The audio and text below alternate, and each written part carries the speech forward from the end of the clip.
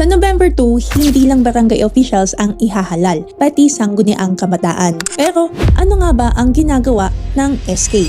Ang sangguniang kabataan ang opisyal na boses ng kabataan sa barangay.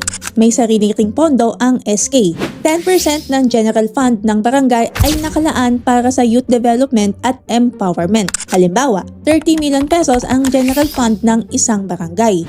So ibig sabihin, 3 million pesos ang nakalaan para sa SK. Ibig sabihin, totoong pondo ito. Hindi ito party-party lang. Hindi rin ito dapat puro pa-contest o papogi. May comprehensive barangay youth development plan na dapat gabay ng SK. Dito dapat nakabase ang kanilang annual barangay youth investment program. Kasama rito ang education, sports, livelihood, health, environment, leadership at iba pang totoong pangangailangan ng kabataan. At dahil pondo ng bayan ang gamit, may financial reports, disclosure at audit din. Ang SK ay hindi laro, totoong pondo at totoong pananagutan ito.